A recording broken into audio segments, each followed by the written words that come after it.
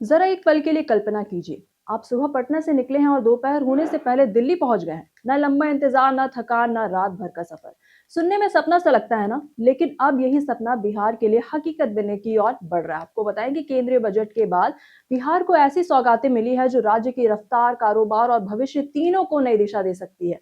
दरअसल इस बार के बजट में देश भर के लिए 7 हाई स्पीड रेल कॉरिडोर का ऐलान किया गया है। इनमें 2 कॉरिडोर ऐसे हैं जिनका सीधा फायदा बिहार को मिलने वाला है। पहला दिल्ली से वाराणसी और दूसरा वाराणसी से सिल्लीगुड़ी तक का। आपको बताएं कि हाई स्पीड रेल कॉरिडोर इसमें जो मिल रहा है, इसमें सीधे बिहार को ही फायदा मिल रहा है। जहां इन दोनों को जोड़ दिया जाए तो दिल्ली से सिलीगुड़ी तक बुलेट ट्रेन चलने का रास्ता साफ हो जाता है। और इस बीच में आता है हमारा बिहार।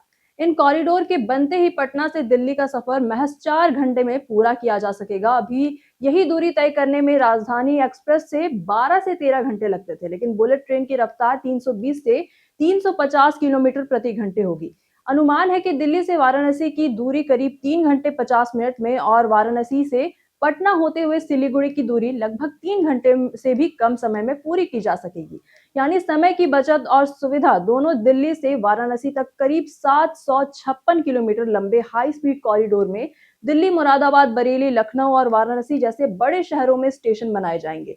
वहीं वाराणसी से सिल्लीगुड़ी तक 744 किलोमीटर लंबे कॉरिडोर में बिहार के कई अहम शहर सीधे यहाँ पर जुड़ सकेंगे। जैसे कि हम बात कर सकते हैं बक्सर की, आरा की, पटना, मोकामा, हाथीदह, बेगूसराय, महेशखूट, कटिहार और किशनगंज से होकर यह रेल लाइन सीधे सिलीगुड़ी तक पहुंचेगी। इसका मतलब यह है कि बिहार के कई इलाके देश के बड़े कारोबारी और औद्योगिक केंद्रों से सीधा जुड़ पाएंगे।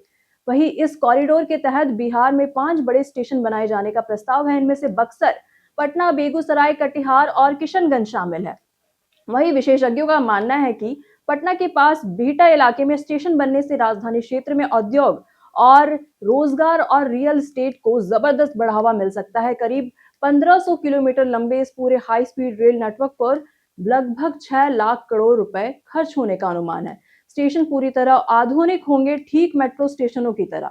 वही तुलना करें तो मुंबई से अहमदाबाद के बीच चल रहे बुलेट ट्रेन प्रोजेक्ट पर करीब 86,000 करोड़ रुपए खर्च हो रहे हैं। यानी कि ये परियोजना अपने आप में कितनी बड़ी है, इसका अंदाजा लगाया जा सकता है। वही रेल के साथ साथ बिहार को जलमार्ग के रूप में भी बड़ी सौगात मिलने वाली यहाँ पर उम्मीद जताई जा रही है। वही गंगा नदी पहले से ही राष्ट्रीय जलमार्ग के रूप में चिन्हित है, लेकिन अब गंडक, कोसी, घाघरा, कर्मनाशा, पुनपुन और सोन नदियों के विकास की भी संभावना बढ़ गई है।